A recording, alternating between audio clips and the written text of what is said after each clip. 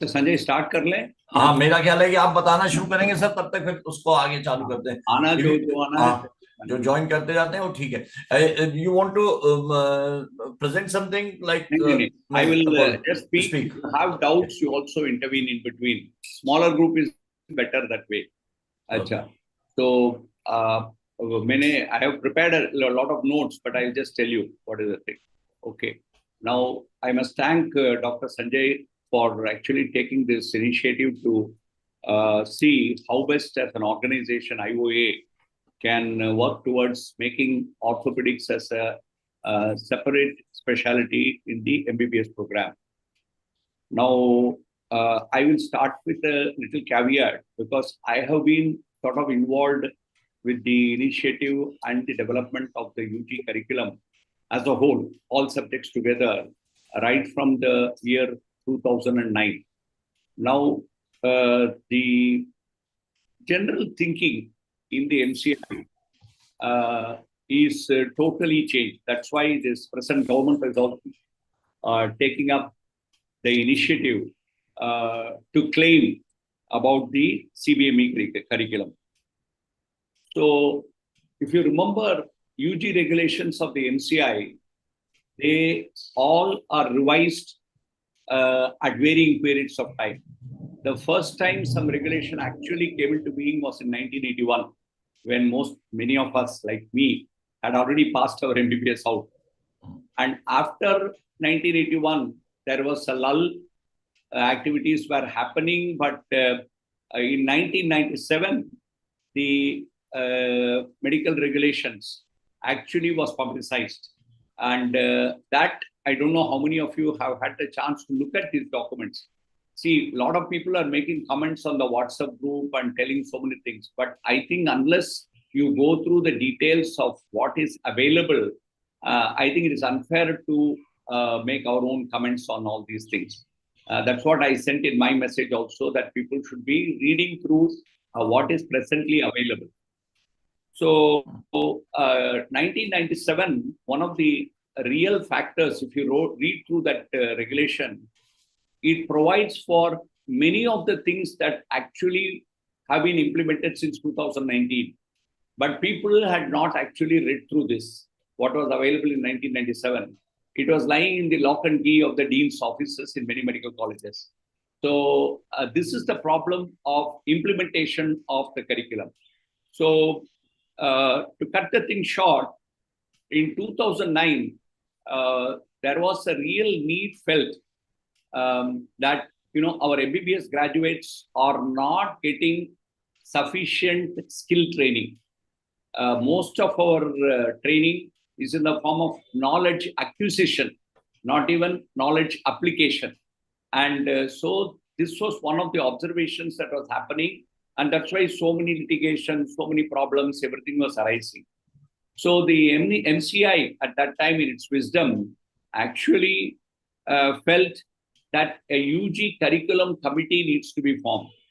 And now this was formed in 2009 under the leadership of the then MCI. And this committee actually was headed by the principal of the CMC Vellore. You might all have known about CMC Vellore. They are very good in contributing towards medical education in a big way. SRMC was another medical college which had introduced some newer principles of integration in medical education. And because of its work, we were also associated into the committee. The committee actually went through quite a lot of discussions. And obviously, the CMC Vellore was very keen that the entire country should adapt to the type of curriculum that they are following, which is actually community-oriented. That is correct, actually. In principle, it is right. But so many private medical colleges, which can't even boast of any appropriate community attached to them, it is not going to be easy to sort of introduce such a type of curriculum. So this group actually identified the gaps in the medical education that were existing at that point in time. I'm talking in 2009. They felt that there is lack of any orientation or foundation course for the students. That is, when they join, they do not even know what are the subjects that they are going to study, what is it that they know about alternative systems of health medicine, and about early clinical exposure. That is something to do with the hospital right in the first year itself. And then how integration can be brought about amongst disciplines and amongst specialties. And last but not the least, skills training. They definitely found that skills was definitely the catastrophe in the development of an MBBS graduate. There were MBBS graduates, and this is after a feedback that was received, who were not confident of even giving a proper IM injection. They were not even able to talk to patients in an appropriate way. So these were some of the observations that were made. So it was decided that the CBME curriculum, what is called the competency-based medical education curriculum, needs to be introduced. And in its wisdom, again, MCI formed what is called the academic committee. The academic committee was headed by, I think many of you must be aware, Dr. Ved Prakash Mishra, who is basically a physiologist, but now he is the pro-chancellor of the Datta Mage Institute. And under his leadership, an expert group was constituted, and we were actually asked to look at how these principles, these gaps can be filled, and what can be the curricular change that can be produced. So obviously, the ECE, that is early clinical exposure for the students, can be done in classroom setting. How the anatomy teacher actually can call in an orthopedic surgeon to come into the class with an X-ray of, say, a shaft of humerus fracture and tell us how the radial nerve gets involved in that, right at the first year. So something like that. I'm just giving one example. So there is a chance for them to introduce this early clinical exposure. Then integration. Now, this is something which in our entire discipline-based curriculum was completely missing. The physiology teacher does not know what is happening in anatomy. The biochemistry or the clinical subject teacher, namely surgery or medicine, does not know what is happening in another subject. They don't even talk to each other. Now, that is not good for an MBBS graduate. See, what we are mixing up is a lot of aspirations among people is because of their too much exposure to postgraduate education. In a post-graduation, it is totally different. But at the undergraduate level, there is always a feeling that we are overloading the students with a lot of knowledge type of lecture type of training. And we are not actually allowing them to do very basic skills like the examination of the breast, the rectal examination. These are some of the basic competencies which they should have, but that was missed out. So having realized these difficulties, we also felt communication skill. See, so far in your educational principle, if you see, there were 3 domains: namely knowledge, skill, attitude. Now, knowledge alone was concentrated. Attitude was left for individuals to develop out of their own family trait and things like that. And skill was again a casualty and was not given importance. So now, these 3 elements, along with that, a new element of communication skill was added. So that a lot of medical colleges have actually introduced the communication skills lab. It is not essential that this communication skill has to be taught by only a physiologist. It can be taught by orthopedic surgeon. It can be taught by general surgeon.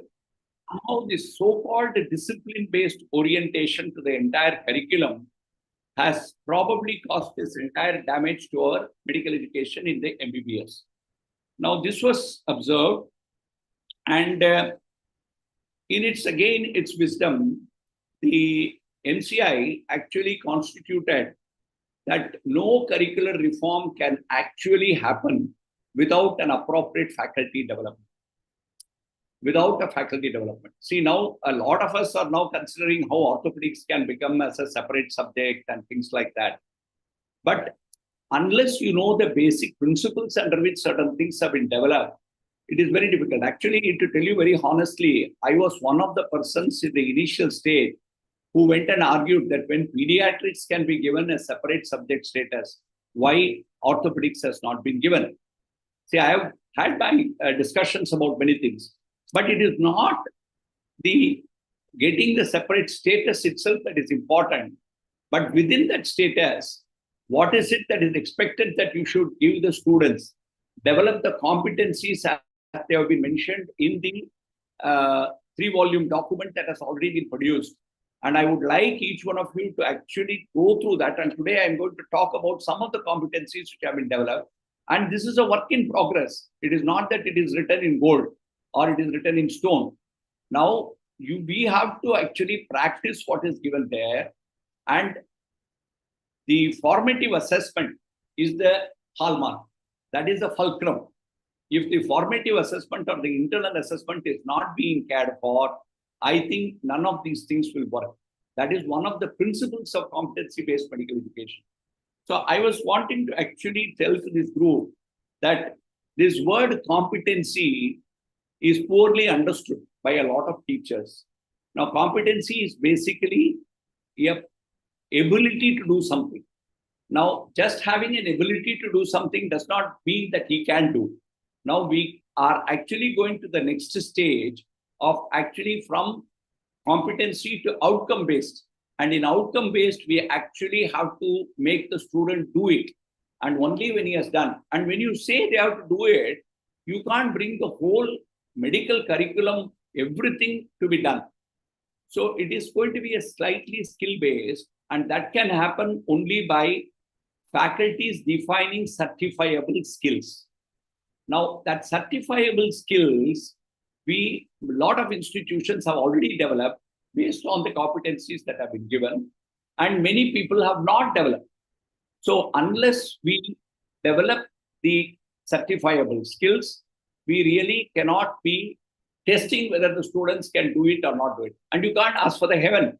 In orthopedics, to my mind, if a patient has the skill to refer a patient when it is required to be referred to the specialist, that is a huge skill that we have to develop. So which means every teacher has to actually go through the absolute indications when it requires a specialist consultation. Number two, some minimal skill to communicate and take an informed consent in certain processes, an abscess drainage or a simple operation like sequestrectomy, things like that, what complications can happen in that. That type of training is the second one that is required. Simple skills like aspiration of a knee joint or putting a Steinman pin. Now, so we cannot expect whatever the MS candidate can do to come out of an MBBS. And this is where the error happens, that a lot of expectation comes out of the MBBS graduate and he is overburdened. So that is what is important. And I wanted to, so there are two components that has already been done, but which every faculty member has to go through, including orthopedic faculty. That is, in the departmental meeting, the heads of departments actually should call for this document, take a hard copy, and actually go through everyone. I will just give you some examples of what has been mentioned, but not that these are perfectly all right now. A lot of these competencies, there are, as I told you, different domains. And in that domain, if you see, most of it is knowledge domain only which has come, because our mindset has not moved out. In the Western world, if you see, competency-based education does not run on the principle of subjects. Unfortunately, we do not do that. See, when the student enters an MBBS curriculum, in the first 2 years, he does something called blocks. He does a musculoskeletal block, where the anatomy, physiology, biochemistry, whatever is required for that block, including osteology, your, centers of ossification, all these things are taught to the students within a period of about 6 to 8 weeks. So it is not as though, they have the entire 2 years devoted for this. There is a cardiovascular block. There is a respiratory block. There is a genitourinary block. There is a gastrointestinal block. So each one is given about 6 to 8 weeks time, where actually the specialists are not that much bothered about all these. The blocks are already set up. The timetable is there, whatever subject. And today, one orthopedic person may go and take up fluid and electrolyte balance. He may go on management of shock, and somebody else comes and takes. So it is not sort of compartmentalized to only textbooks of a particular subject, where the table of contents in the textbook is what is to be given as lectures. And the moment the lectures are over, maybe we do teach them something about physical examination of certain joints and things like that. Beyond that, we are not actually, as teachers, training the students in all aspects. Now, unfortunately, most of the time, for the mistakes that the faculty does, the blame goes on to the students, that he doesn't read or he doesn't do things are there. So we are making some small errors in understanding this. So some of the competencies that have come in this book, I might just read out a few of them for your understanding. Describe and discuss the principles of pre-hospital care and casualty management of a trauma victim, including principles of triage. Don't you think for a MBBS graduate, if they can achieve this particular competency, now how will it come in our system? We don't have, there'll be one teacher who will come and say one lecture on polytrauma. And in that polytrauma lecture, he will show them 150 slides of the trauma that he has treated in so many different ways. But for the student, the competency that he has to develop is not to see what the teacher has achieved, but he should be able to give the principles of pre-hospital care. That is the basics of ABC, the basics of how to research. That is exactly what is not being concentrated under that competency. This is a knowledge competency or know-how competency that you can work on. Now, another example of another competency that has been given is select, prescribe, and communicate appropriate medications for relief of joint pain. Don't you think it is important? Any general practitioner today needs to know how to handle a joint pain when they present. They may not know the exact etiology, but they should be able to give some prescription of anti-inflammatory. And that is how is and this, because it is said that select, prescribe, which is shows how. He should actually be through an OSCE station or through some method, he should be able to actually prescribe and show to you what is the dosage of the drug, how it should be taken, what is the harm it can cause on the renal system. All those type of things have to be brought out for an MBBS. It is not important for him to know the 101 syndromes, the 101 the various techniques of total knee replacement, anything like that. So that is one other competency that is there. So interestingly, if you go through many of these competencies, I don't say all of them are perfect, but many of them will be able to bring out some of the important aspects that a basic MBBS graduate should be able to do. Now, there is one other competency which comes, describe and discuss the mechanism of injury, clinical features, investigations, and principles of management of fracture shaft of humerus and intercondylar fracture of humerus with emphasis on neurovascular deficit. See, if you appear for an FRCS exam or even my MCH exam, let me tell you, see, they don't go through the short case and long case like the way we deal with our students. I'm talking in postgraduate education. There is a small scar that is present over the neck for a lymph node biopsy that has been taken. The moment as a candidate, you go and test for trapezius and see that the accessory nerve is functioning. the matter ends there. You go to the next. He doesn't go to what is the history you have taken, what is the. So we must be able to catch the crux points and express that the student is able to identify those crux points in every patient. This thing is participate as a member in a team of aspiration of joints under supervision. See, it's not that we are allowing this. See, when it is mentioned under supervision, definitely a tutor or at least a senior postgraduate should be present when the student is present. And this is another shows how. From knows how to shows and does. There may be a few small procedures which he must do also.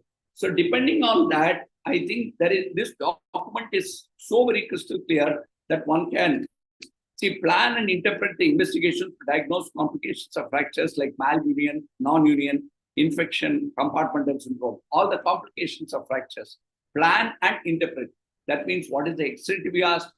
How do you sort of assess that X-ray and find out? So actually speaking, if you go through your subject matter, the way we are teaching orthopedics today for undergraduates should drastically, radically change.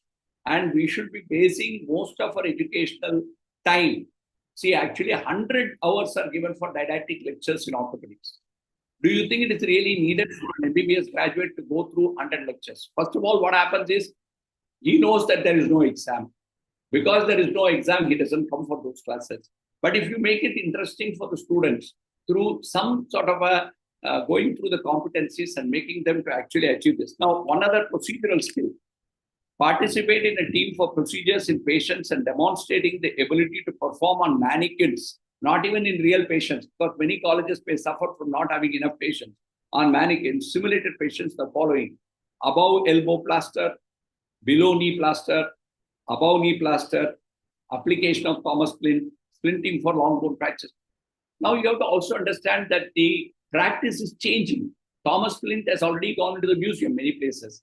So this is how, when you look at these competencies that have been written there, how much of it is absolutely required, what is not required, the feedback needs to come. And so far, there has been nothing that has come out from any institution in terms of, so which means either the people have not read through this document or they are not concentrating on that type of an education. They are continuing to do what they were doing in the past. Now simple things like in a polytrauma patient, how to achieve an IV access, how to give a bladder catheterization, endotracheal intubation, sprintage. Now, these are some of the things that you expect an MBBS graduate to be really compliant. They may not be real orthopedics. They may not be like putting a plate or an IM nail or anything like that. But those are not actually required to be done by the MBBS graduate. So this is the difference that we need to understand. Now, demonstrate the ability to counsel patients regarding prognosis in patients' various orthopedic illnesses, maybe fractures, maybe bone tumors, maybe congenital anomalies. So like that, there are at least the pages 173 to 190, almost 17 pages of competencies have been written down. And also for your information, those who do not understand. Now, one more thing, the MCI is the only body in the world which actually has sponsored and actually financially funded medical college towards the conduct of the basic medical education course, what is called the BCME. Now, the basic course on medical education is again a work done by this expert group and which is to be taken over a 3-day period, is mandatory for every teacher, right from the level of the tutor to undergo and have a certificate. But what happens in reality, they come because it always happens that if you don't have this, you can't get a promotion. So people keep waiting for it only for a certification. Even when they come, we know that they sleep through the 3 days, they don't learn anything appropriately and they go back.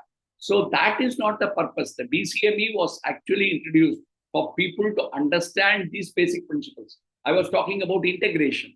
Now, there are so many examples of integration with pathology, with anatomy, with microbiology for orthopedics. But that is, I'm sure, when as a professor or as a teacher, when you go to take a class on acute osteomyelitis, you are definitely going to talk about Staphylococcus aureus, how it looks like. But you have to appropriately bring it into the mind of the student You have to keep the student as the central point, not the teacher, what he knows, but what the student has to know. He must be able to do a gram staining. Some pus or something that he collects, he must be able to do it on the site. See, you are talking only about urban colleges where there are all facilities. What happens to a person when he goes to practice in a rural area? He may be in a position to know at least if it is gram positive or gram negative. And based on that, he should be able to appropriately prescribe drugs. So now that is the basic level of competency that is expected out of an MBBS graduate. And I'm sure when people hear this type of talk on basic medical education, they will understand that they will not even demand. Actually, all the people who have demanded.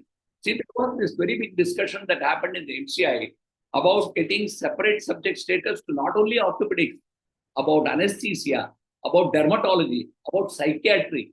Now, these are all important components of a medical practice when you sit as a general practitioner. But the answer to that was, see, now the change that has happened is very, very important for you to notice. Previously, what had happened was, as a separate specialty, orthopedics was definitely taken out of this summative assessment. That is your final university examination. And we were expected to sit as a single examiner with general surgeons and definitely give one or two short cases and give you, obviously, these are all our faculty-oriented mistakes that were responsible for this. 35 marks was what was given for these short cases for the orthopedic surgeon. If the orthopedic surgeon was a very powerful person, everywhere the power in India plays a big role, not exactly what is to be learned by the student. And if he wanted, he could do 2 out of 35 and fail a lot of candidates. If this has happened in certain institutions, all this has happened. And on the other hand, surgery being a major subject, most people will come and argue that, see, in my case, out of 70, in my short cases, this fellow has scored 65. How he can score only 2 out of 35? All these errors were happening. So even now, they have not disturbed the examination system too much in the final examination. They are allowing one internal examiner in orthopedics to sit for the general surgery exam. And in that, he is expected to assess them in 1 or 2 short cases and then come. But more importantly, this is exactly what you should be understanding. Formative assessment, that is during the learning that he has to do for learning the subject appropriately. All these certifiable skills that you have defined, putting a compression bandage around the T, every single MBBS student should be able to demonstrate. This cannot happen in a final exam. You can't make 250 students do it, and that is only one skill. So it should happen. Training is given maybe for about 3 days, 4 days. And at the end of 3-4 days, for the 10-15 students who came for that, that should be examined. It should be documented. See, we all do a lot of verbal things. This fellow knows it overall. He is okay. That is the type of assessment we tend to do. But instead of that, we actually define the certifiable skills, whatever we want.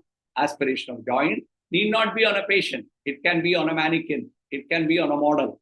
So all that, after having defined, if the faculty actually, the professor is actually not required for all these things. The assistant professors, the tutors, the department senior residents, these people can be made to interact with the undergraduate students, make them do, create appropriate checklists and forms for them to see if students are, and that should be documented. So if the the student's logbook should speak for itself. What are all the skills that he has learned? So it can be for one skill I was saying, aspirational joint can be one, putting a above knee plaster or a below knee plaster. All these are the simple, small things that can be defined and they can be documented. And once a student has done all these things, I am sure we will see, it is not a question of becoming an examiner. Becoming an examiner, everybody cannot become. That's why so much a problem. So only the professor HOD will go and sit. So all those problems can be overcome if we take our training seriously. So if the training is not done, and one more new introduction in the present curriculum, you must understand, the weightage for internal assessment into the final marks of the student in a subject has been given away. See, previously, the internal assessment, 20 marks, used to be added to the 80 marks of the final exam. Now that has been given. But what has been empowered right now is, if the professor tells that this student has not attained the competencies during his training, he will not be sent up for the examination. He will not be sent up for the examination. So thereby, you see, if this is implemented everywhere, so there is a lot more commitment that is required from the faculty to see that people actually participate in this, and everybody's view is important. I don't know, in India only we have this so-called hierarchical system, and we have this thing. Supposing a tutor comes and tells the professor, sir, this student does not even know how to sort of put a sort of ankle binder or an ankle bandage. Fair enough. That is not a very big skill. But that if he does not, that what happens in competency-based is, again, he is not failed. He is not failed. In that form, for an ankle bandage, you will write that needs improvement, or you will say he is incompetent. The moment you write that, the student has to go back. He has to go back to whichever teacher he. And again, here we find, because of this system that we have developed, students will only go to the examiner because he has to clear the exam. That is, his only goal is to not learn the things appropriately, but only to clear the exam. So because of those, the problem that has actually arranged in our place is that because of the subject-based system that we have developed over maybe 60, 70 years, we are not able to understand the value of continuous training, continuous assessment, and recording the assessments appropriately. It may be nowadays technology is so good. Sanjay will agree with me. Every single thing that the student does can be recorded on his iPad. And the moment it is recorded in the computer, you can put it out at any point in time. He cannot tell a lie. So I think we should embrace technology a lot more into our basic medical education. And we should be able to, the next point that you have to understand. See, today, all these fights are going on about specialty, orthopedics wanting separately, medicine wanting separately, or some other subject. But how the country is looking towards, see, we had this, what is called the NEET PG. And most of the students during their internship never practiced any practical training. And they were continuously preparing some testing centers, and they were getting high marks and getting into post-graduation. Now, what has been, of course, this is still under a little debate. It has not been implemented as yet.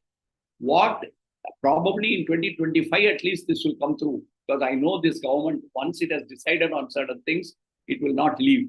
So we know how the Prime Minister, and one thing with this Prime Minister is he does not attack one project. He will have 50 projects simultaneously being attacked on so many different angles. So what has happened in this present system is the NEET PG is completely going to be abolished. Instead of the NEET PG, we are going to have what is called the next exam. Next exam. That is exit exam.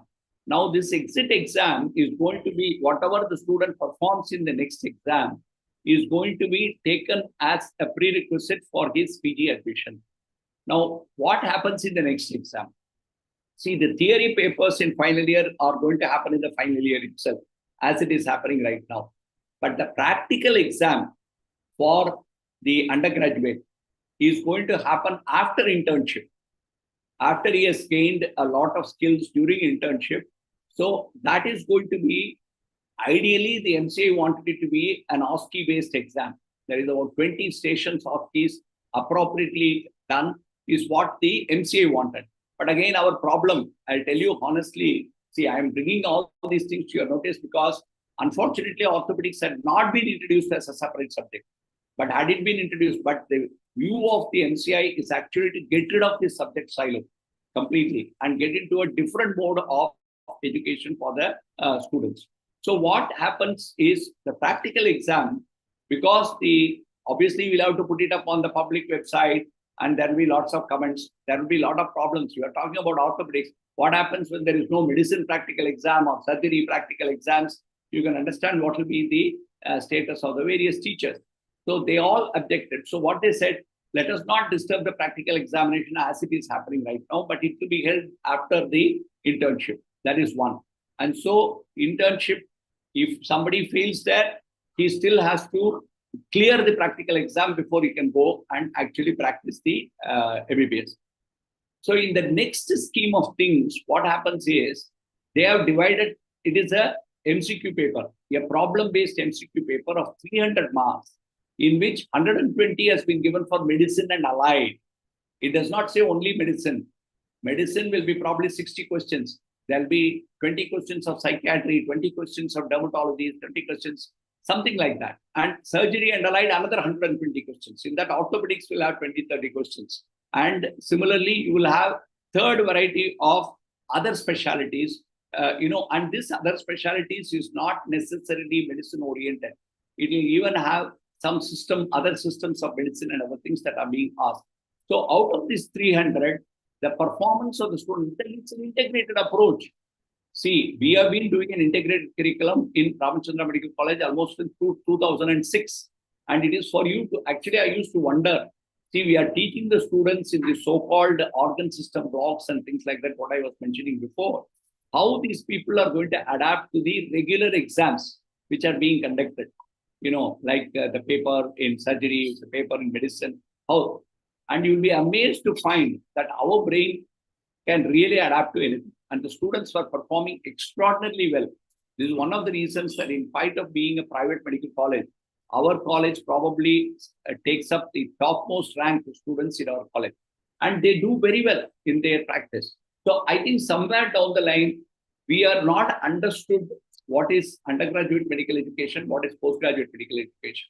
We are bringing a lot of postgraduate principles into undergraduate education. And this is one of the problems that we are facing. So I will actually stop here a little bit. And I know, see, honestly speaking, as I told, anesthesia wanted a separate specialty, dermatology wanted a separate specialty. Already the students are going through about 14 or 15 subjects. Over and above that, 6 other subjects were to be included separately. Now, that is where the NCI felt that soon, I think once the next succeeds, I think we will probably go into the system of the first 2 years being given for all pre and paramedical subjects in an integrated fashion, and then come to clinical subjects where their entire concentration will be in the hospital posting. And in the hospital posting, they would be asked to go through several cases, discuss them, and then how it will help them to actually serve the society better. Because competency, when you say, it is not only knowledge, it is also the technical skills, it is also clinical reasoning, it is also the ability to reflect, it is also the ability to counsel. There are almost 8 different components that a student should have achieved. So it is a combination of several objectives to see that a person is competent. Of course, this is work in progress. I don't think we will be able to see the results of this so early. To my mind, probably not even in my lifetime. So it is going to be probably seen if we continue with all the... See what is happening on the ground. The NCI created about 10 nodal centers and another 20 regional centers who are capable of having understood, and they were trained. And they were expected to train. All the medical colleges are expected to have a medical education unit. Now, if you go to many colleges, but even in the government sector, it is in one corner next to the mortuary, one small room given. Nobody even goes there. But a directly functional medical education unit only can achieve. And I'm sure a lot of worries of many of our orthopedic senior surgeons, you have to understand that at the end of the day, what do you want? I know a lot of concerns were expressed in the WhatsApp group also, that I also used to argue like that. Once you sit in a general practice, about 40 to 50% of the patients comes with backache, neck ache, or a joint pain, or something of that general nature. But is it necessary for them to learn all that only through orthopedics? And the answer is probably no. So that is where we have to understand what is required. One thing is to keep asking. My feeling is that this NNC is not going to even consider such type of request that easily. But my feeling is, if this entire CBME goes through successfully in the next decade or so, you would find that subject silos will slowly move out of way. And it will be purely learning the basic concepts, what is expected to do on the ground. Honestly, I'll ask you, so many senior teachers are there. how many of our orthopedic graduates or orthopedic postgraduates, for that matter, can actually do a gram staining properly. Why he cannot do? Because he never learned. And when he comes to post-graduation, he's going to a different level. How many hip replacements I assisted, how many knee replacements I assisted, whether it is required or not. I know Dr. Atul Bahadur, sitting in a small rural area, he does not practice so much of operative intervention. Without that, I'm sure he's such a famous practitioner. He gets so many patients. How does that happen? Why is it that we are not able to give this type of training to the students at the undergraduate level and at the postgraduate level? So this is what I wanted to convey. One thing is we can demand and we can expect IOA to put up any number of papers. It will probably sleep in the NCI rather than sleeping with us. So I feel that to bring out the competencies in the student should be our utmost criteria. Please go through the book. There is a lot of revision that is required even in that book. And if you find that certain things are not really that worthwhile as a competency, please write back, and that can be relooked, because this book is not, always to be 100%. But what is happening on the ground, nobody even looks at this book. See, they are all saying we are following CBME, and the government also takes its credit. Since 2019, India has completely, what it has done, for your information, I'm telling you, the World Federation on Medical Education, WFME, has given accreditation to Indian medical education. So now there will be no problem for many of our graduates to go and get it recognized either in the UK or in the USA and things like that because of this accreditation. But on the ground, are we really training our students towards that level? Answer is no. So I thought this is what is the basic understanding I wanted to give. Any queries, any questions, you can definitely ask. Thank you, Dr. Vijay Raghavan. I suppose there are many questions because most of us understood that IOA wants undergraduate the separate examination for orthopedics. That is only because of for two reasons, that our teachers would be examining the students, and the other thing is that the student will be getting more interested in working and learning orthopedics. That was the basic behind all of us. Now, we can continue with the questions. I suppose Dr. John Ebenezer is also here. Dr. John, yes. You want to say something before asking those questions? Please do it. Yes. I just wanted to ask Dr. Vijay Raghavan, what is the main objection of NMC in not enabling orthopedics to be a separate subject, considering the boom that has happened in orthopedics field? My personal opinion is, what is the basis on which this NMC decides which should be merged and which should be separate? Orthopedics has grown leaps and bounds over the years.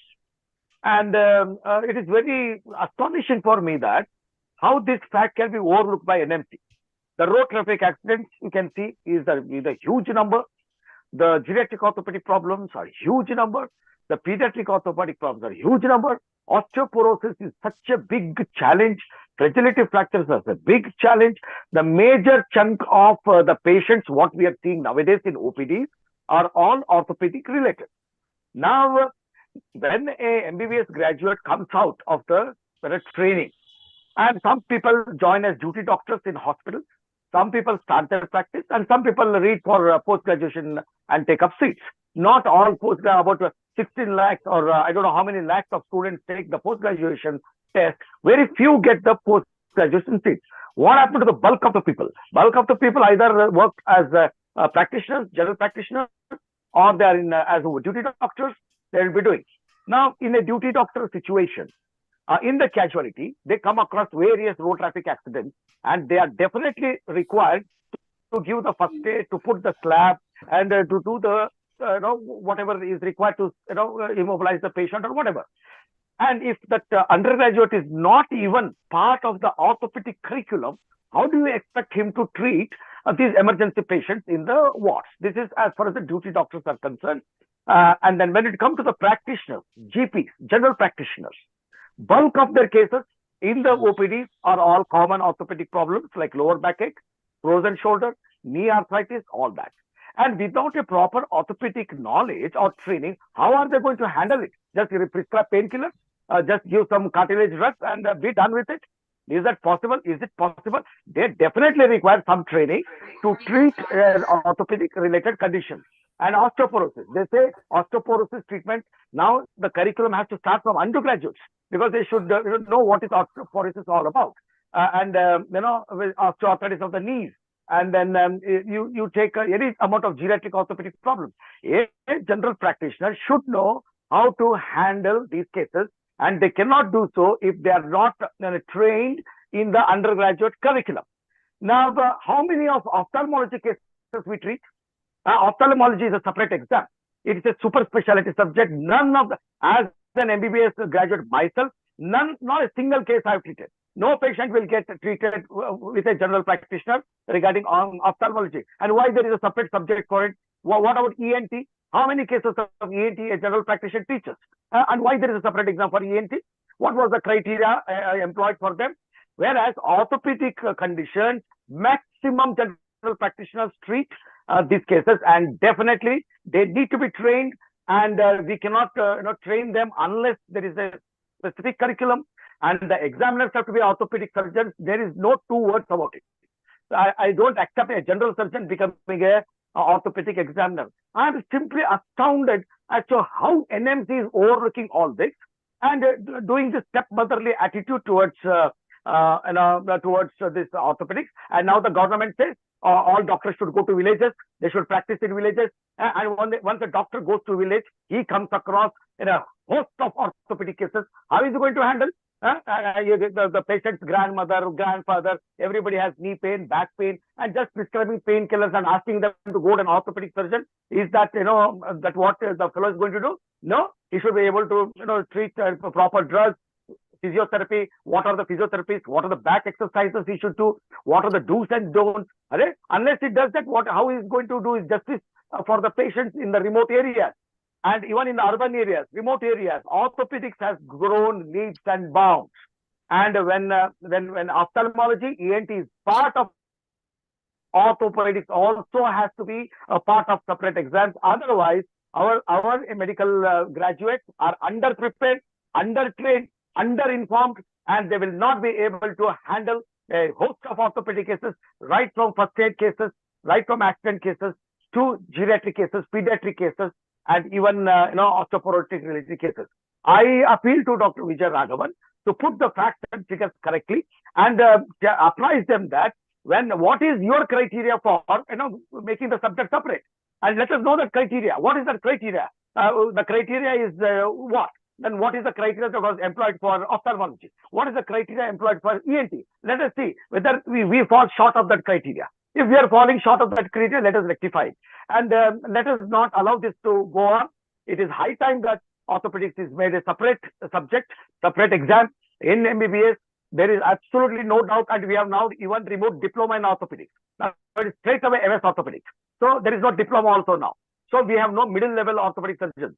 So now directly from MBBS, untrained MBBS guy, we are looking at MS orthopedics who will handle the orthopedic cases. And how many orthopedic surgeons are there? What is the population of this country?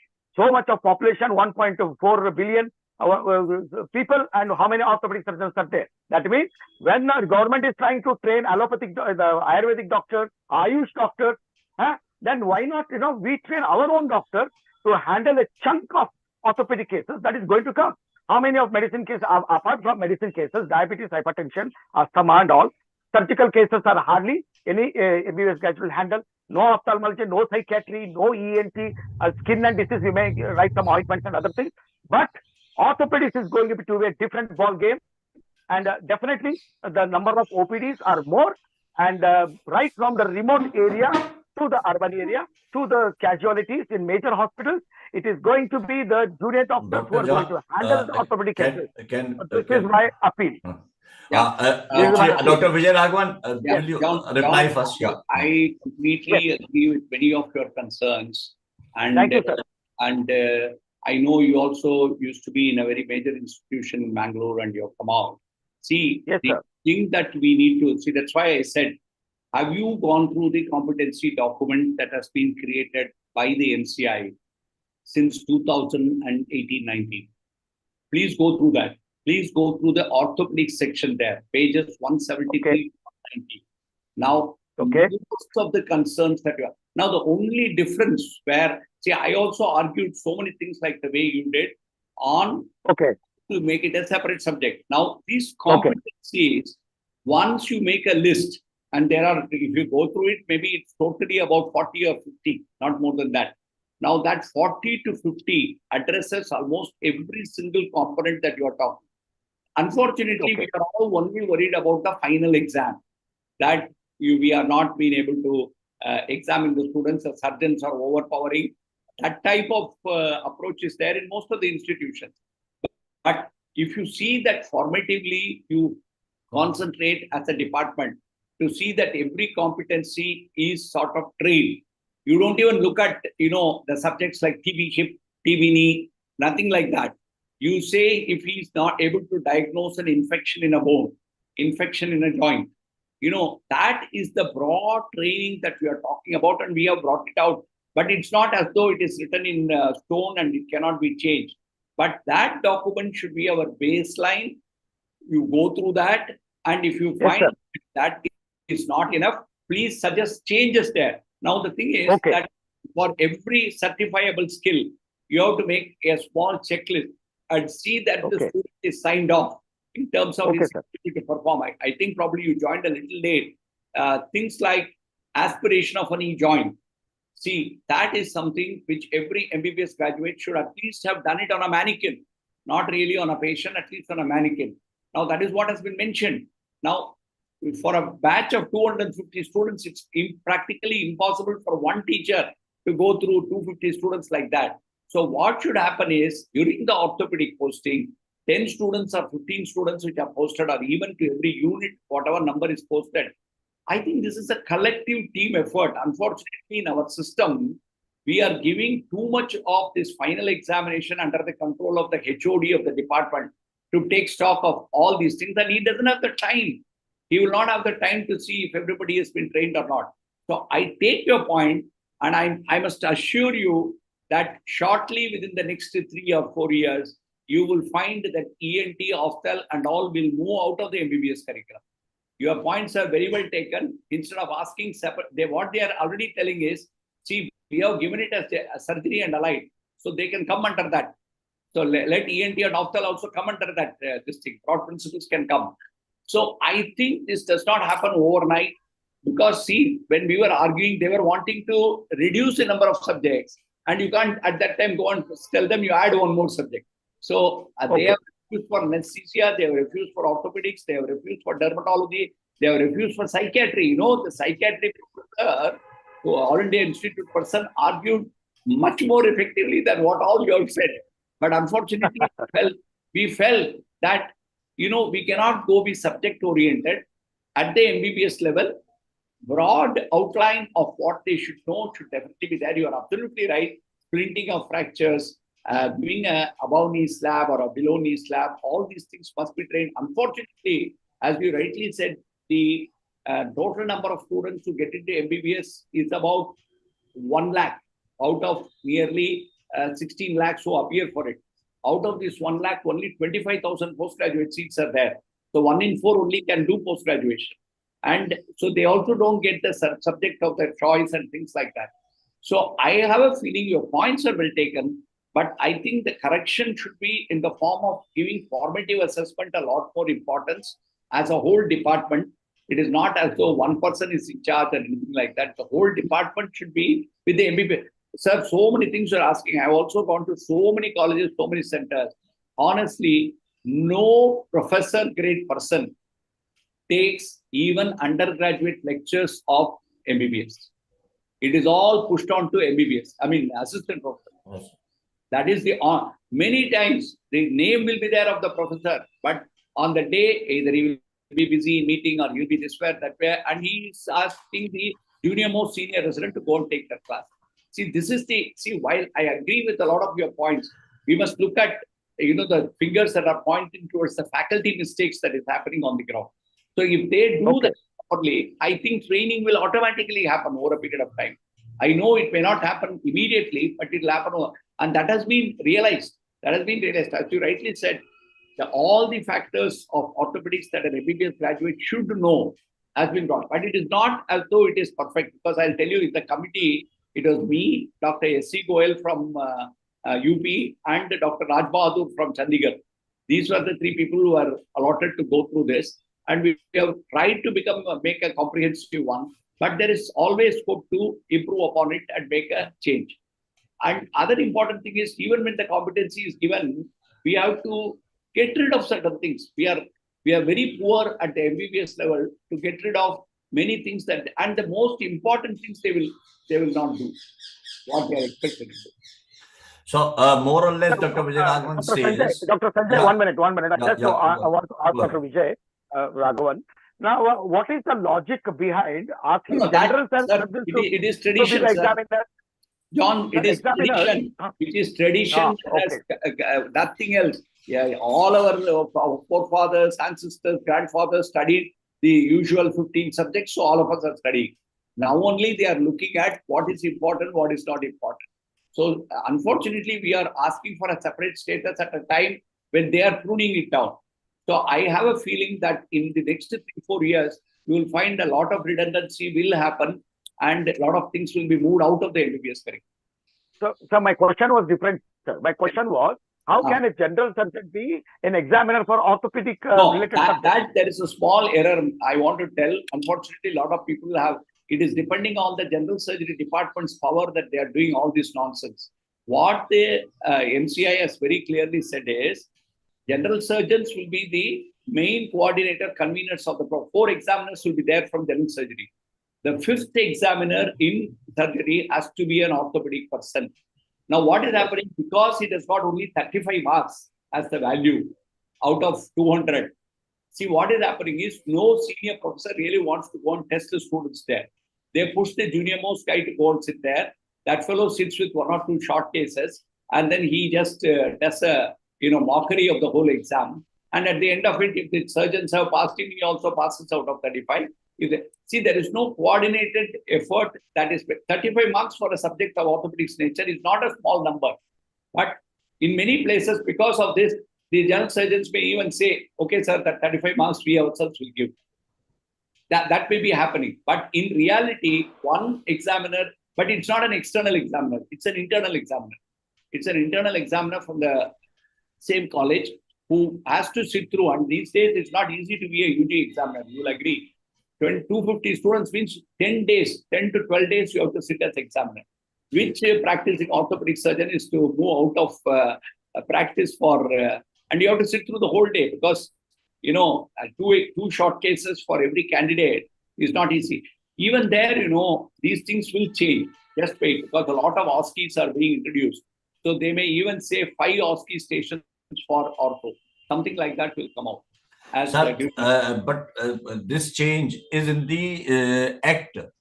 Yeah. That if someone is not having the degree on which the examination is being done, he can't be examiner.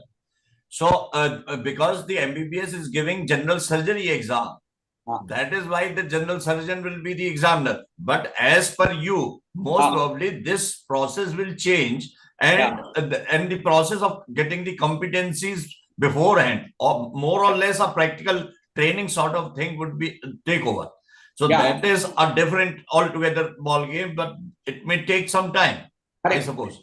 So absolutely right. So now the best thing is, as a medical college, you will be attached to a particular university. See, in India, a lot of things, do not happen as per the regulations properly.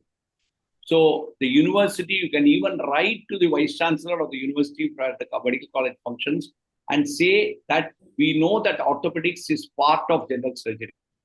And you can also quote the previous general surgeons of the yesteryears.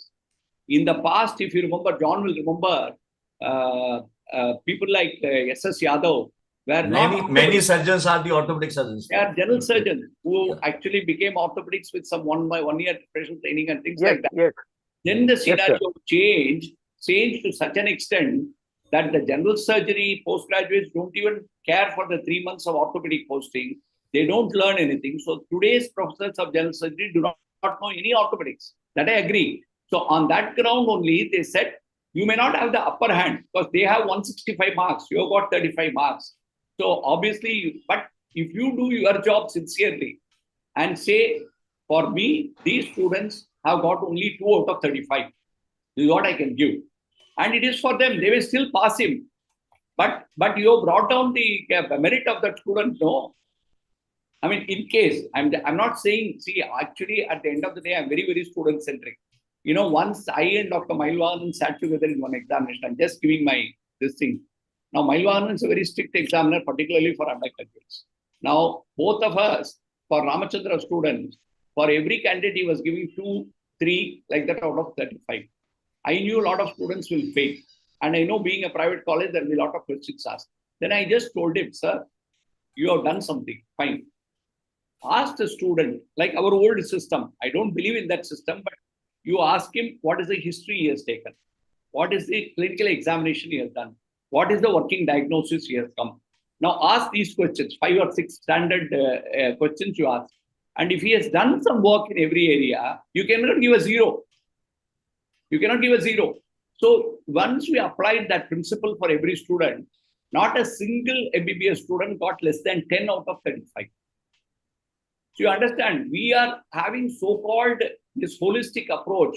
And generally, we feel that whatever I know as an orthopedic surgeon, the MBBS student should know.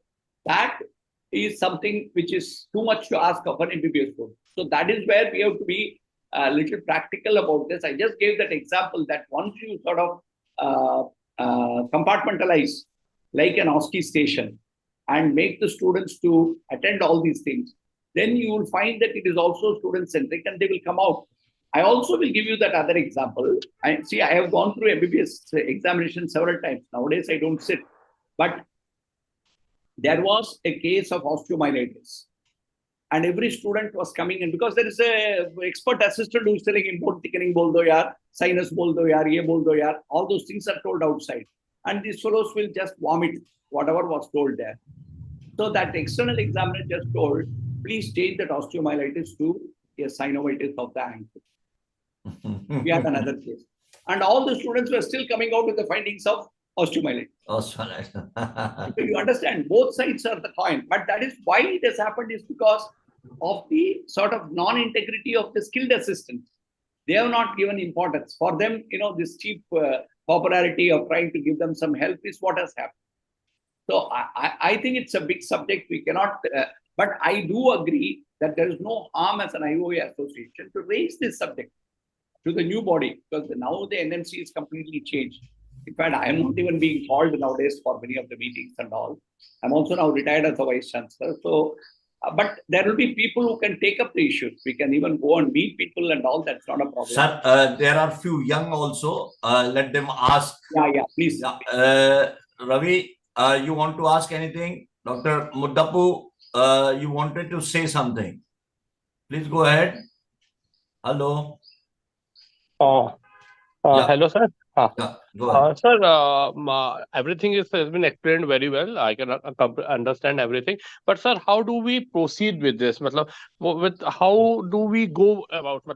Do we need to? My simple question is, how do we go it? Okay, sir, this is all we have to do it. But how do we need to approach the NMC first, or do we need our organization standing on our? Ravi, actually, Dr. Vijay Raghavan told us that NMC is changing from the previous examination system to competence-based new examination system, where every student needs to get few competencies, in which orthopedics will be having 40-45 competencies, for which they will be regularly graded. So that will not be a final examination sort of thing, but a regular checking or evaluation of the students. So that is the change which NMC, or you can call it as a new education policy, which Dr. Raghavan has delivered in his talk. So what you are asking is something that we are requesting again, that this orthopedics should be separately examined. But he is saying that ENT and Optha will also merge into surgery and allied fields. Similarly, medicine and allied fields. And there they will get the competencies evaluated. So that was the previous things which Dr. Raghavan has said. So now, what is your question? And I agree. I'll tell you honestly, when you go through the next exam, now then you will understand there is no separate weightage for ENT Optha. They have got medicine and allied, surgery and allied, and other subjects. Like that only they have got. They have not included any specialty-wise this thing at all. No, I think one thing is very clear. The MCI had its vision. That's why in internship, they have kept 15 days training in orthopedics. Correct. But unfortunately, because of the NEET exam, that has never happened. So that was a very big step. If that is implemented with 15 days training in your surgery period of 3 months, 15 days if you do in orthopedics, it will make a big difference. But that is something which may go away only with next. Next comes in, people will be doing that is coming. Actually, they wanted to get it in 2024 itself. But I think because of election year and this thing and that, they may not be actually introducing it. See, as rightly asked by Ravi, the most important, I don't know what level you are teaching, you are a professor or whatever level. In your department, please go through the document. Forget about your theory lectures, whatever you are taking and all those things. The document, whatever competencies that have been mentioned, create a e-logbook or even a regular logbook and a checklist, and see that every student who is posted to orthopedics in that particular department goes through and literally does those things. And if that happens, particularly the certifiable skills, I think you have achieved 70% of your concerns. It need not be the final exam. It need not be the final. In fact, in the final exam, they will automatically do very well. Okay, sir. I'll agree, sir. I'll try it. Yeah. But sir, I wanted to just also keeping all this in mind, so we just have to wait for it all to occur, or do we have to push our demands? It's just a suggestion I'm asking you. You can push demands. There is no harm. As an IOA president, if all the IOA body actually drafts an appropriate letter and sends, see all that we have done in the past. To tell you honestly, I think Sanjay will remember. I think in the 2016 TV or something, we wanted to do this. And we wrote a huge letter. All these, what Dr. John Ebenezer just mentioned, 50% of general practice is back pain. All these statistics, everything we gave and we represented. But it sleeps because they were actually working on a more comprehensive type of undergraduate medical education. So that is what is my worry. But there's no harm. If everybody feels there's no harm in actually drafting one more letter under the new presidency and then actually write to them that we want it this way. And they may even reply to you, please develop the competencies as mentioned in the competency book. Okay, actually speaking, even the so-called medicine, surgery and all these things, they are not following all the competencies.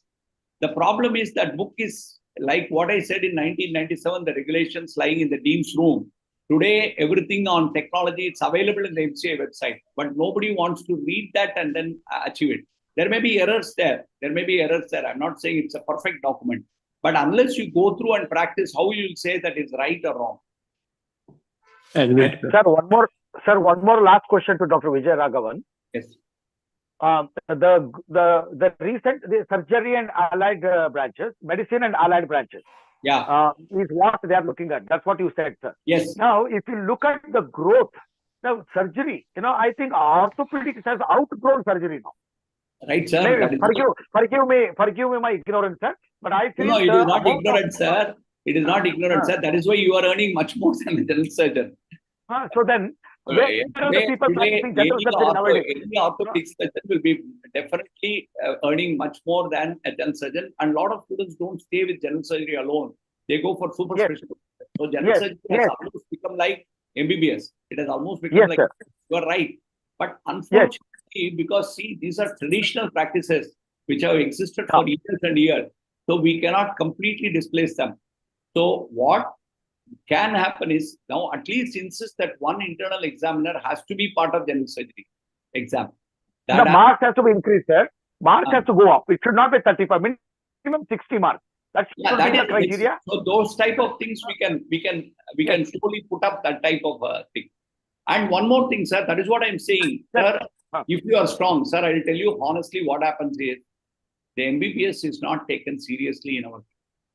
That is the basic problem.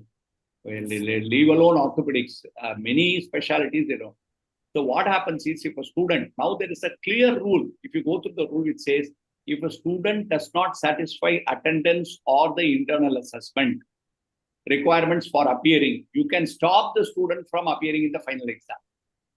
I know what will be the problems in a government sector. I know what will be the problems in the private sector. See, we are the ones who are diluting. After all, the MCI is not coming the way. If you have the records straight, and we don't maintain records well, that is the other thing. See, the student goes for litigation saying that you show me where I got 6 out of 10, where I got 5 out of 10. A lot of departments cannot actually show you. So that is where is the problem. But I agree with you, there is a lot of work in progress. And I have a feeling this present worry for the orthopedic surgeons having, actually, see, one more thing I'll tell you, this is a very, diametric view that I have. I honestly feel that for an MBBS, the teacher actually need not be a postgraduate MD or MS. Exactly. You're right. Average practitioner of MBBS is good enough. That's why now they are putting that, see, they are asking students to go and have postings with very good practitioners in the town. They have to go in the evenings for about 3 hours and then learn what are the things that. So these are all practical good steps that are happening. But if you ask me if every student gets that opportunity, my answer will be no. Because in our country, every rule that is there, somebody is there to break it. Sir, we continue with the next question. We are short of time now. Yes, we have already Can passed. I ask a question? Dr. Charanjit, you want to ask? You ask after Dr. Uday's, no? Sir, Vijay sir, good evening, sir. Good evening. Sir, how are you, sir? I'm fine. Sir, actually, we are not aware of this CBME curriculum. Yeah. And then I am not for the separate subject also. Yeah. But thing is, in our AP, they have removed entire orthopedics as examiners. There are no orthopedic examiners, either internal or external, in our institutes or colleges, private or government. Little bit, we have taken classes for the undergrads, and we are not exam. That feels a little bit humiliating, sir. That's what the youngsters feel. Every youngsters of our ortho fraternity feel that. So maybe, as you said, you are right, sir. I am not exactly aware of some developments that have happened in the last 2-3 years, because now the NMC is completely changed. If it is true that they have completely removed the orthopedic examiner out of the system, that was not the system, sir. When I was the HOD and all, we always insisted one orthopedic examiner and internal examiner to be part of the general surgery exam. And they used to separately mark the students and give. Now, if that has changed now, it is something of a, that is something which we should actually address. Yes, that is in the act now. What Dr. Uday is saying, it is in the act that it has been passed that the examiner can only be on that subject. If he is having a degree as well as 5 years experience, then only he will be allowed to be examiner. Yeah, so but the exam, if you go through the exam, Sanjay, it mentions surgery and allied. Actually, the problem is... I will check up this particular thing. It mentions actually even in the document that I was telling, surgery is given, after that orthopedics comes next. After that only this thing. Other allied branches. Yeah, my point is, if that is a point, this is a very valid point Dr. Uday has raised. Please draft this with the MCI regulations, sir. What has happened in the recent this thing? Please draft a letter and send it across to me. We as a group, as IOA, we will represent this. That is something 100% what you are saying is right. That they cannot completely rule out the final examination for orthopedics. That was not what was recommended during our time. And we definitely said one exam. But we didn't want, see, previously what used to happen, one internal, one external, separately for ortho. That also was practiced in many organizations. Yeah, in our exam also, there was an internal from one orthopedic surgeon. Yeah, so that may have stopped, but this completely avoiding orthopedic examiners is something which we can definitely represent. It is happening in AP, sir. They are completely removed. The YSR University has given a notice and a circular. Sir, that, this is where, what I'm saying, sir, this is where our standard of vice chancellors and other people, see, everybody takes the political convenient route. Obviously, for the okay. So this means that we need to represent this. Yes, yes. Yeah, Dr. Charanjit, you want to ask anything? Help us after interacting with Uday in forming one baseline letter, and I will support it and we will take it. Dr. Charanjit Singh. Dr. Charanjit? Yeah. Yeah. Dr. Raghavan, good evening. Very well explained current scenario as far as undergraduate education is concerned. Yeah. And Dr. Abnezer also talked about having a separate subject. Yeah. Now we have to deal with the current legislation and whatever rules, regulations have been framed by NMC. Yeah. So we can definitely work, as you said, ki only 35 marks are allotted to orthopedic, but we can definitely represent saying that the weightage for orthopedics should be increased from the current 35%. At least we can work on that line, and it's not against the current policy of government for education. Yeah, absolutely, sir. We will look at that. See, I have not gone through any recent advances on this from NMC. So that's why, Uday, if you have a copy of these regulations, please send it. I will send you, Dr. Raghavan. I will send you that that letter also, as well as the act also, where it has been written. Yes. I think we should be moving in that direction. Very right. Very right. Rather than shouting on top of our voice. Rather than asking for a separate subject, we will say that it should be given appropriate weightage in the current system. Yeah, we will say as a specialty, we will definitely respect the competencies that have to be developed, and the formative assessment will definitely be strengthened in every institution. Yeah. However, we find that some value should be there for the summative assessment, that is the university exam. And in the university exam, the present regulations prevent an orthopedic surgeon to be actually sitting as an examiner. And it also does not mention, see, obviously there will be one long case, short cases and all. So where is the chance for an orthopedic case to be kept as a case also? So another thing, sir, even students, they are now posted even from second MBBS. They don't participate, sir. That's very difficult. Students learning always, assessment drives the learning. They just don't come only. They don't attend, despite telling them they don't come for you. Absolutely. So we that's another. See, I think one documentation, it's a small group right now, if the HODs can actually present truthfully, because right now they are having about 100 lectures in ortho, and they have some clinical posting of nearly 8 weeks or 8 weeks in ortho.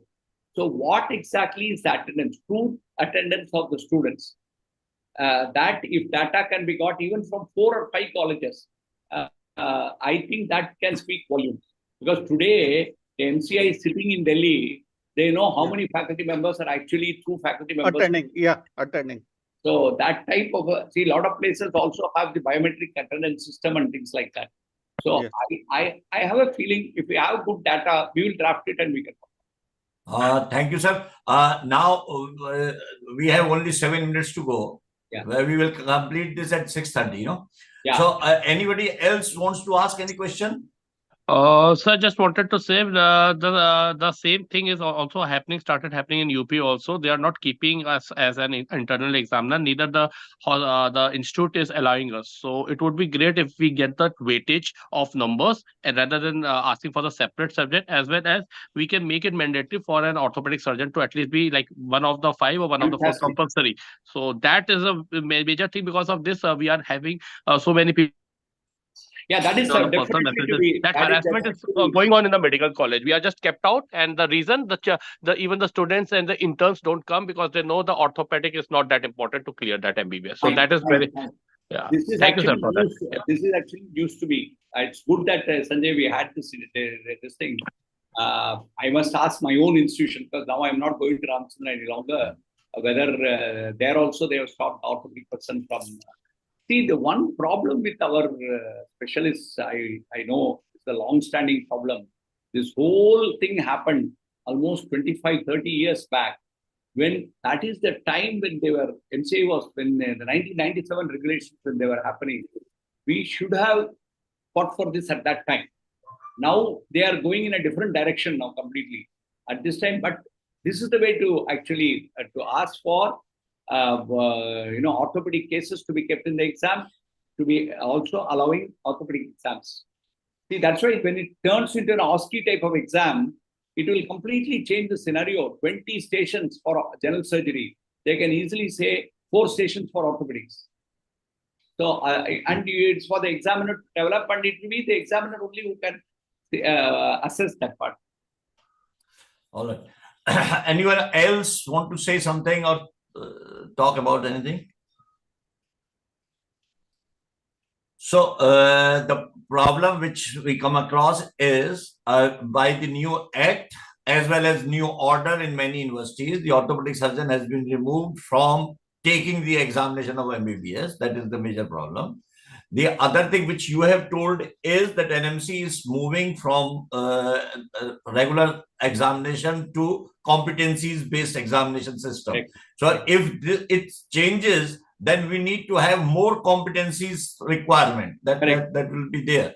So I suppose we can write that orthopedics is a major subject and needs to be considered as a major subject because of these problems. Correct. So I suppose, Ravi, if you will be able to do this, you will start working on this.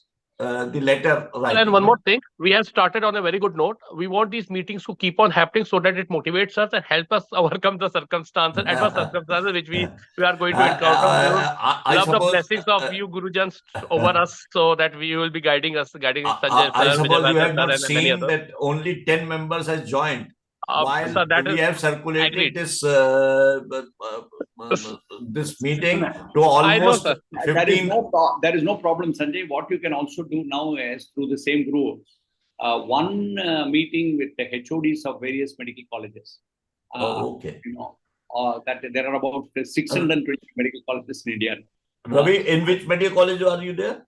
Sir, I'm in here in Saraswati Medical College, but I can get around, we have around 9-10 medical colleges here. I can get HODs of all these government as well as private medical college of Lucknow to join in the Zoom meeting. I can request them. Even in the UP side, we can just go about. At least somewhere, at least it starts with somewhere. At least if we have at least 10%, 20%, so sir, it should not let us deter. Even if we have 10, it's still encouraging. I completely agree with you. This actual news that they have killed orthopedics by this system. Whenever till I was vice chancellor till last January end, it had not happened till that time. Now, if after it has happened to such an extent that university vice chancellor are also siding with the so-called general surgeons.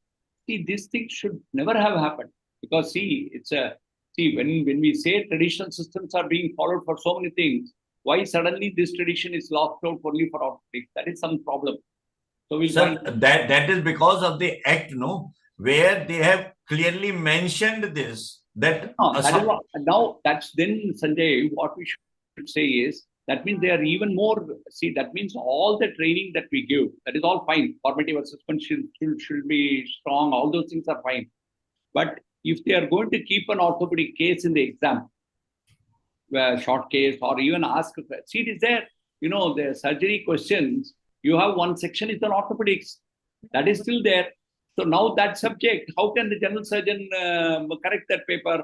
Yes, sir. Yes, sir. So that is exactly going on. The general surgeons have intervened and they are taking care of everything. They are the examiners. They are checking the papers. They are even making the papers, sir. The irony is that they are dealing with orthopedics. That repeats what Sanjay was telling, that the Act mentions that concerned specialty.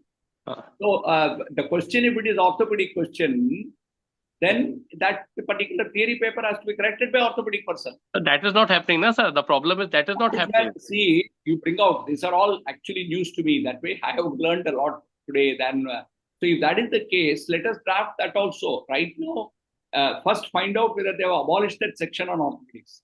Okay, sir. So if they are not abolished, then you say how that section on orthopedics can be corrected. That values about 30 marks or 35 marks, if I remember right. Now how can it be corrected by a general surgeon? So Ravi, if you have any paper of yes, any university examination of Lucknow University, then Yes, sir. you can put whether there is an orthopedic section or not, and then Okay, we sir. can discuss further on that side. Right. Yes, sir. Sure, sir. We can proceed in this direction with NMC, that why they are Very good. just removing the orthopedics I as the think examiner. Sanjay, you And achieved, rather than whatever information I have given, I think the representation should be, rather than asking for a separate subject, exactly, ask sir. that, the examinership for the orthopedic should be restored, and Yes, sir. questions by their own law, as you rightly said, by their own law, when orthopedic questions are being asked, that means they have completely ruled out orthopedics out of the system. Yes, sir. That is what has Also, happened. but even in the matter in the UG curriculum, the surgery, they have dedicated 15 hours or something to orthopedic teaching. So that is already there. It is only that implementation is lacking. Yeah. Exactly. Yeah. They have that they have if you see I in my RTI had actually quoted the hours and all which orthopedics has been given and the time that has been given for the internship. Yeah. That is there. Dr. Atul, What that needs is to get not implemented. for the examination. That is for teaching purposes. So for But teaching, that they is are not being followed, pressurizing no? that orthopedic surgeon will. That is not being followed. Yeah, No. correct. No, we will address. So those are the issues which are not being followed, and probably this is once again India is divide and rule. Unfortunately, we will never be able to unite and progress further. So obviously, I do not know for what reason. In my honest opinion, the general surgeons are very jealous about the orthopedic practitioners. Sir, And- incidentally, our VC is also general surgeon, sir. To explain it. So they don't understand that the student is, see, how can the student miss out on training for the sort of so-called, personality problem of two individuals. This is typical India. That is what I say. Right, sir. Thank you. Thank you very much, all. This will be on YouTube also. I will be sending the link. Right. Thank you. Yes, sir. Thank you. Thank you very much. Thank you, sir. Thank you so much, sir. Thank you, sir. Bye, sir. Bye, sir. Bye. Bye. Bye. Bye. Sir, when can we have Thank a you, next everybody. meeting also? Please keep us posted, and we'll be working on this direction. I'll be working Right. particularly on this direction. Thank you. Right. Thank you. Thank you and Right. goodbye. Thank you so much, sir. Thank you. Thank you. Let the Thank you and goodbye, Let the sir. administrator wake up. Thank you, sir. Bye, Thank you sir. so much, sir.